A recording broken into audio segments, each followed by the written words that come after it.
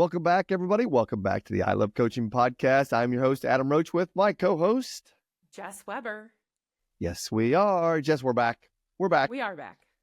We're back. And we're going to have some fun today. We're going to talk specifically about technology. We're going to talk specifically about like sci-fi technology. We're going to talk specifically about AI-based technology. In a previous podcast, we talked more about macro AI. Today, let's talk more about micro AI. Let's talk specific AI products that we're seeing being used in the coaching space, in the business space, in the life space. Let's talk about language models. Let's get really deep here with this conversation. You want to?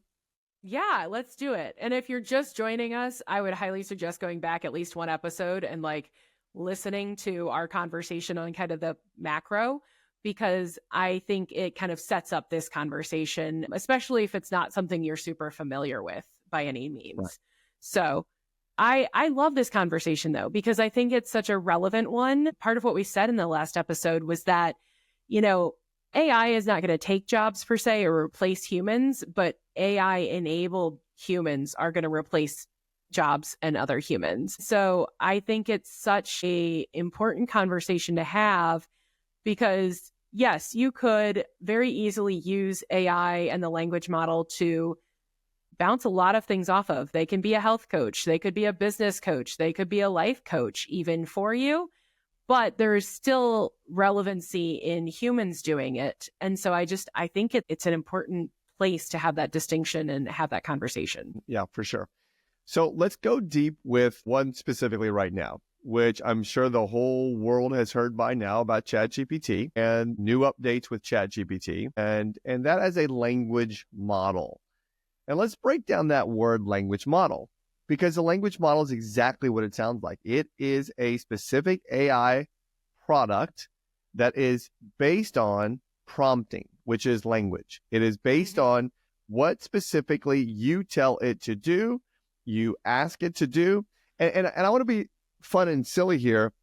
So I was working with a client and I was watching the client. We were sharing screens and she did not use AI, or she did not use ChatGPT as a co-pilot. And so we were coaching through this. And I said, let me just watch you interact with this language model product. And so I'm watching her type these questions, and they weren't really questions. They were more like, hey, could you do this? And I'm like, stop. First thing, you don't ask it if it can do it. You tell it to do it, right? This is actually, if we're talking just about ChatGPT, you need to specifically tell it exactly what you are looking for. Now, you can start broad and you get really narrow, but I was watching her and she would say something like, do you know how to? And I'm like, well, wait, stop. Jess, you and I are laughing, though we might have some listeners that do the exact same thing. And it's kind of funny because here's the thing, that language model knows far superior than we will ever know knowledge-wise. Mm-hmm. Well, I think that goes back to our previous conversation about how we behaved with a search engine versus how we behave with a language model. And in this space, if that's something you are struggling with as a human who is just early to adopting this, I will challenge. Are we in the sci-fi space because you said as a human? Say human no, stop it. You know what I mean? But as somebody who is working on adopting this, it may not be something you're currently adopting, but you know that you need to. I'll challenge you to almost think of it like you have a virtual assistant. And I'm saying that for people who are used to hiring out digital help with another human, but now this language model is going to become that virtual assistant. So instead of it being somebody based in another country who is working at a fractional cost, but they're doing a lot of basic behaviors, whether it's research or data entry or whatever for you, now it's going to be this language model doing that same task or tool for you. And so instead of doing a Google search that says, how do I do this? Or do you know how to do this? You just say, based on your understanding of this or based on your familiarity with this thing, I need this thing done, just like you would delegate to a virtual assistant. And I think if you can make that mental shift, that's kind of place one of going from search engine to Copilot. That's right.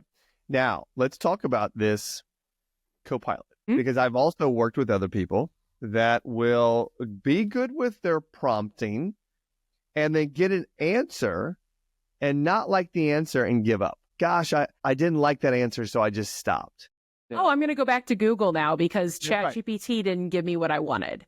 That's right. And part of the prompting here is teaching the language model how you want information to be given to you and how you want it to talk to you. So, Hold on. Stop right there. Stop. Because how you wanted to give it and how you wanted to reply is what you just said, right? Mm-hmm. Okay. Let's start with one. So how to give it. So this is something that, again, is a new concept of telling something what to do, right? Mm-hmm. This is you telling it what to do. So, for example, I'll go back when I first started playing with ChatGPT way back in the day. I'll never forget one of my business partners, Josh, in California. He's like, "Hey, have you heard of this?" And I was like, "No, I hadn't." And I hadn't heard of it. And it was brand spanking new, like 2 weeks old at the time. And so I got in there and I started playing with it. And I would ask it questions, something like this: "Are you familiar with," and I'd put in like an author's name. Mm-hmm. And it would spit out all this information like, "Yeah, I'm familiar with that person." And then so I really had to get into the habit of saying, act like this, or not only familiarize yourself with this person, become this person, or respond in this way. So again, just to your point, telling it what and how to act, right? Well, yeah, I want to dive even deeper in that because I think that's going to blow some minds. So here's the thing about it being a language model is it means it can synthesize the information from a perspective because it has so much language. So what I mean by that is I have a different folder and like prompt section in my GPT for a health space versus a business space. Let's start very broad, right? And so in my health space, I have a nutritionist. I have a fitness coach. I have a functional medicine specialist. I have all of those. I have a physical therapist, right? And so I have actually said, behave as a nutritionist with experience of X number of years or X number of degrees and experience with successfully helping people in this space, right? So I'm giving it this behavior and this knowledge to provide it basically a frame of reference. So I don't want you to just be my Google search on nutrition, but I want you to look at everything I say moving forward through this frame or field of reference. And then I want my responses to also be filtered through this frame or this field. And I think when you can start to understand that before you Google search, right, if you can set up the frame, it's going to change the way that you get the information back. And So let's go back. Yeah. So let's go back. So if you're using ChatGPT, and we're not doing this podcast in a negative sense, right? So we're not belittling anybody here if you're far advanced or if you haven't even used it. We want to give you the simple approaches to how to use this as truly a co-pilot. So as Jess said, she can categorize. So on the left-hand side, if you don't use ChatGPT that often, the user interface is pretty simple. It has a big question box right in the middle, or prompting box. And on the left-hand side is all the questions that you've ever asked. Now, what you can do with those questions, if you want to, as Jess said, you can start to categorize them, and or you can turn one into a folder. You can turn it into a folder, and you can... It's called a project. Yeah. That's right. It's a project that is specific to a specific topic. And what you want to do is with that project, with that specific folder, is you want to keep going deeper and deeper and deeper with that one. We'll just call it that one GPT, right? That one project. So that language inside of there is specific to the health space, is specific to the business space, is specific to the social media space, so that you don't have all of these random questions. So again, if you open up my ChatGPT, it has random questions on the left-hand side. That's why Jess had to go get her own. She was like, I can't handle your brain this way. And it's so true because I use ChatGPT as Google. It's not Google, but I use it as my search engine for those types of things. I actually took on my phone. I have a folder. I have Chrome. I have Safari. I have ChatGPT. I have Gronk 3. And I use those two language models more than I do Google because that's what happens. But the point of me sharing all this is on the left-hand side in your ChatGPT, you can create projects, you can create folders and use those to really start to go deeper. Now, Jess, let's go to the opposite side. So that is you telling it what to do. Now, tell us about the opposite, how you want it to reply back to you. Now, Gronk 3, in my opinion, is probably better here because it'll get downright nasty with you if you wanted to. It'll cuss you out if you wanted to. But tell the listeners how to have it reply back to you.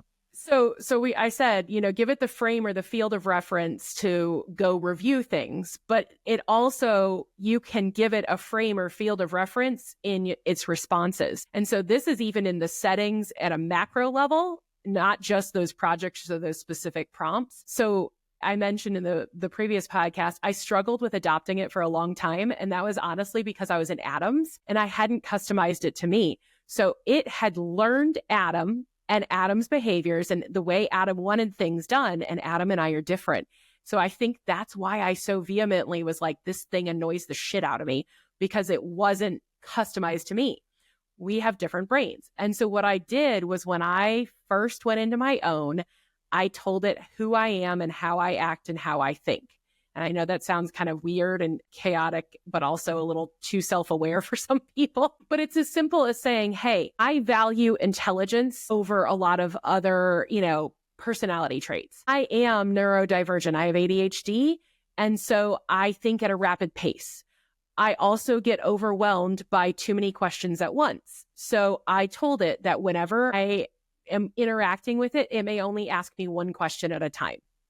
And I will probably respond crazy thoroughly and answer 14 other questions in the process, but I only want to receive one question at a time. Defining the way that I want to receive things has drastically changed the way that we interact as a user and a tool. That has allowed me to adopt it that much faster because it has now learned Jess wants to think cerebrally, intelligently, right? Do not talk to her on a third grade level. Give her that higher level stuff. Understand that I'm going to synthesize information at a speed probably faster than most because ADHD is a 10x speed and deliver everything in singular based questions. I freaking love this tool. And my poor husband, the first night that I got into it, I probably spent 4 hours on my phone, like just talking to it. And he's like, who the fuck are you talking to? And I was like, my new GPT. I'm like, I'm training it right now. Yeah. But spending that time doing it, whether you're talking to it or typing to it or whatever, that time investment initially up front to train it has now expedited the process of me using it on a daily basis as a co-pilot. Now, I want to take it a little bit further. In mine, I'll use it for all things. I'll use it for business. I'll use it for communication. And what I mean by communication is I'll have conversations with prospective people that are coming into the community. And if I have 5, 6, 7, 8 different conversations going on at a time, I'll cut and paste some of their conversations and I'll throw it into a specific project that I have specifically taught that project how to think, how to respond, what books to pull from, what, whose, and it will reply to every single one of those, or at least give me the context to reply. And I'll just cut and paste and put those in there. That's one approach. The second approach, I love gardening. I love planting. I love my plants. My father was a master gardener. My thumbs are not as green as his. My grandfather was a farmer in Indiana, and my great-grandfather was a farmer. So I'm here in South Carolina, and I get to have a little shade garden.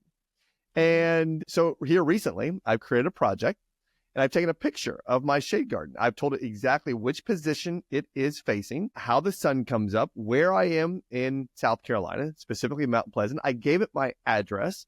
It was then able to tell me, based on the location of this shade garden, how and what specific plants should go in there. And I even had it go create visual images specifically of the plants that it told me to plant them in that space. And from the picture, I said, take my picture that I've just given you and put the plants that you just told me in the specific spots based on my picture. So it took my picture, put the plants in there. And so now I have a project that is specifically for my outdoor space So when I'm out there, my wife sees me taking pictures and then talking to my phone because I'll talk to it. She's like, what the hell are you doing? I thought you were out here planting. I was like, I am, honey. I'm planting. I'm just using my Copilot. You just gave me an idea that is probably my new weekend project. Is we have a house that we bought off market from old family friends. And because we bought it, I mean, amazing location. Literally, you could not buy a better location, in my opinion, in St. Louis. But it has places that I would like to renovate or update with, because it's a 60s original build. And I'm sitting here going, oh my God, why didn't I think about this? So thank you. Of taking photos. I have the blueprint of my house from when we bought it and everything, and feeding all of my renovation ideas into it. All of it. Creating a plan and a strategy because, my husband wants to renovate things that are smaller projects first. And I was like, no, I want to wait and do the macro and just do it all at once because it'll be cheaper and have the contractors and all things. But I can use the AI to build out that plan, build out the cost structure, build out the renovation timeline and this is so freaking exciting. It even gets better, right? It even gets better. You just broke my weekend, Adam. I'm getting ready to do this tomorrow. So I want to share this part with you. This is fascinating. So again, I'm in Charleston, South Carolina, and we've got this incredible nursery right up the road from us. Though the incredible nursery, I mean, I literally have to take out a second line of credit on my house to be able to afford some of the plants at this place because it's just obnoxious, the prices they have there. So I gave it my budget.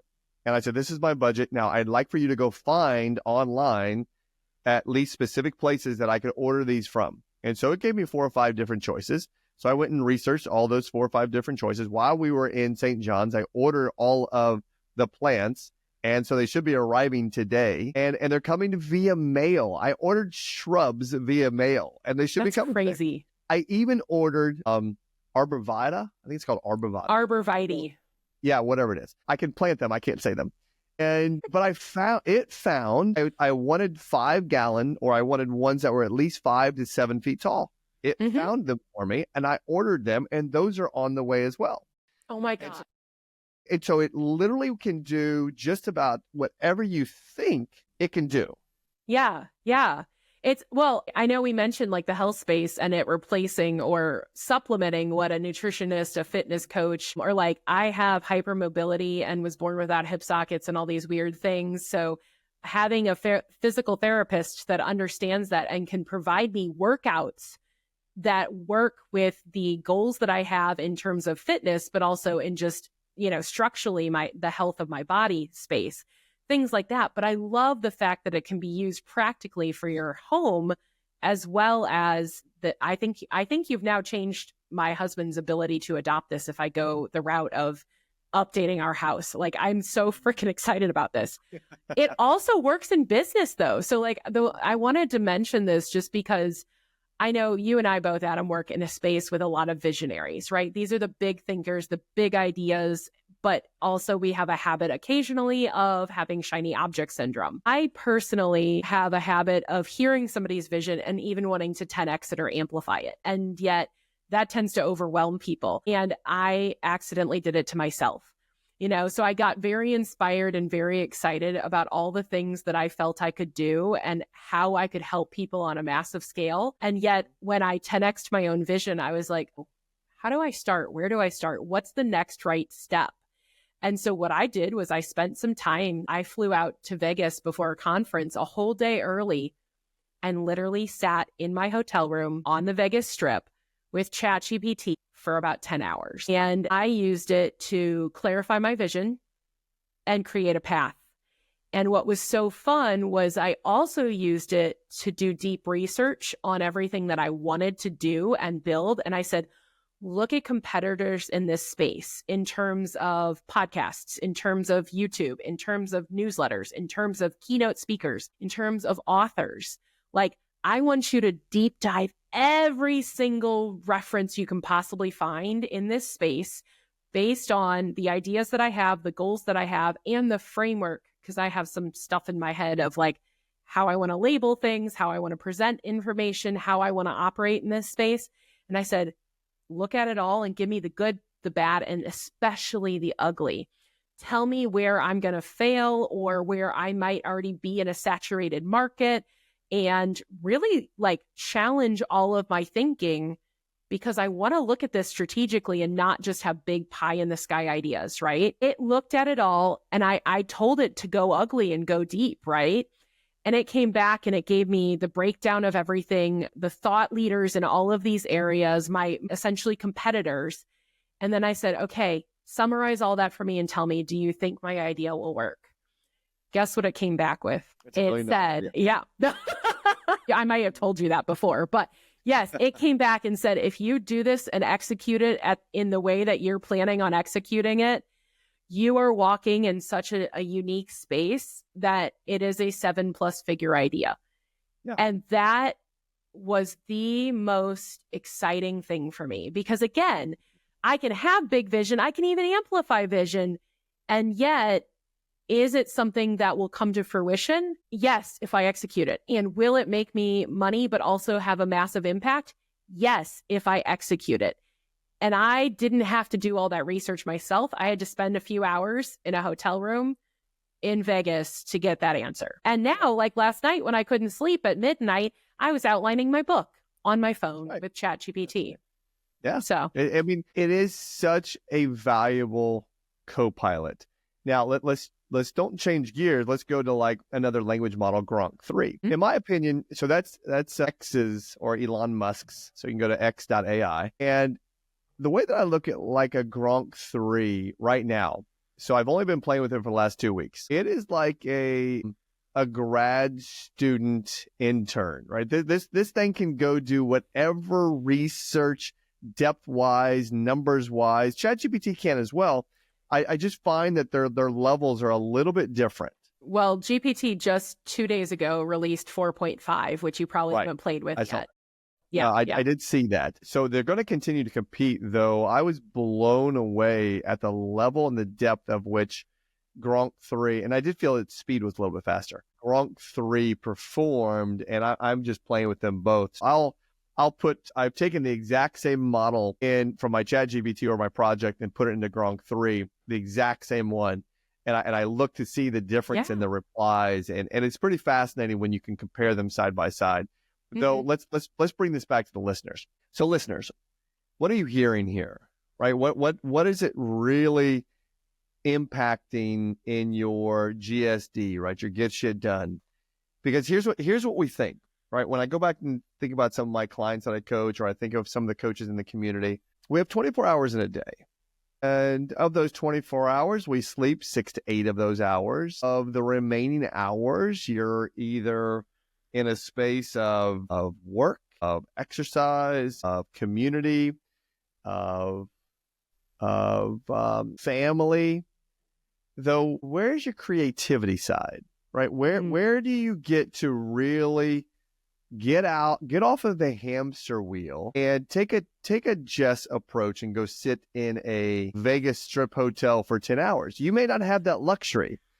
Though what you can do is you can actually start today and just go get into ChatGPT, and as Jess said, tell it who you are, right? Just start there. Tell it who you are. Tell it what your goals are. Tell it what your thoughts are. Tell it everything that you want to, with the specific idea of betterment. And you can define betterment. Betterment is relative to everybody, but you can define betterment. And then if you want to, you can get a little more specific. And now you can create the projects on the left-hand side and make that part of your health betterment. Make that part of your wealth betterment, your community betterment, your social betterment. And then just start having conversations with it. Mm-hmm.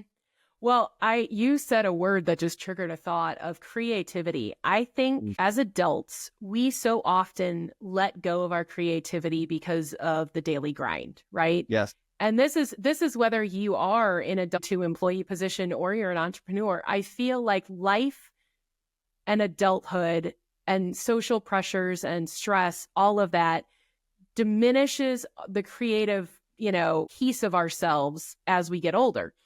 And I am absolutely loving the fact that this is allowing me to have extra time to explore my creative side. So I used to do art. My husband used to play cello, for example, and we have let both of those hobbies go completely in adulthood. And I'm sitting here going, if I can't execute on my $1 million idea in the next couple of years, then that frees up more time because I won't be working for money in the same capacity that I am now, to allow me to pick up hobbies and be creative in a way that I haven't been in a long time. And so to me, this tool is buying back time to be more of who I want to be authentically. Mm-hmm.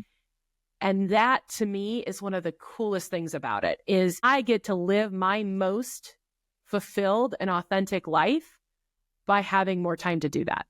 Yeah. And we're only talking about language models, right? That's not the only AI out there. We're only just talking about language models. There's so many other different approaches to AI out there and there's so many. So I'm not even going to start to name them.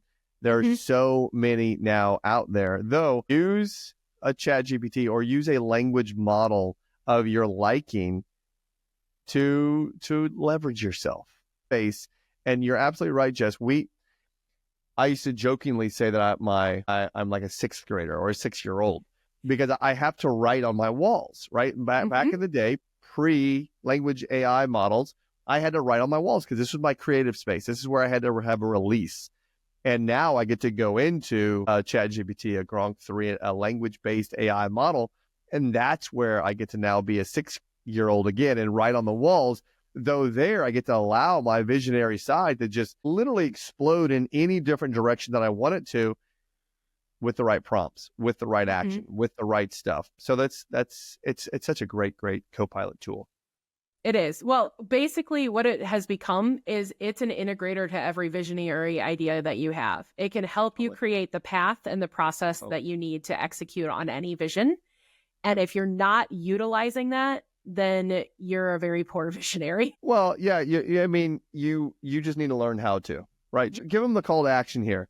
Give them the call to action on how we can help them learn even more. Go do the damn thing. I mean, that's really what it is. Go get into it. No, go to our website. Go to ilovecoachingco.com. Oh, that one. Go do the damn thing. Go sign up for our newsletter. Go to our website. Get into our world. Get into our community. Honestly, it's just about playing all in and exploring possibilities. Because I think the whole reason people are hung up on it is they're fearful. And it's like, nobody's forcing you to go put certain data in. I'm not telling you have to put health data in, or don't go upload your bank statements and ask it for spending habit insights, right? You don't have to do that if you don't want to, but you can go take a photo of your garden and ask it, opinions on that. And that's a safe thing to do. Start somewhere, whatever you're comfortable with, and then develop it from there. And you'll find that co-pilot mentality will come with time. That's right. Yep. So go to ilovecoachingco.com, join our newsletter, and you will see more and more value. You'll see our blog. You'll see more and more value specifically around these types of topics going forward. Jess, great job today. This was fun. Thanks. That was fun. And you got me started, and I don't want to stop. Yeah. Hey, take a picture of before and after of your project that is outside with your blueprint and all that good stuff. I can't wait to see it. Yeah, definitely. Okay. All right, everybody. Thanks for listening. We'll see you next time. See you. Bye.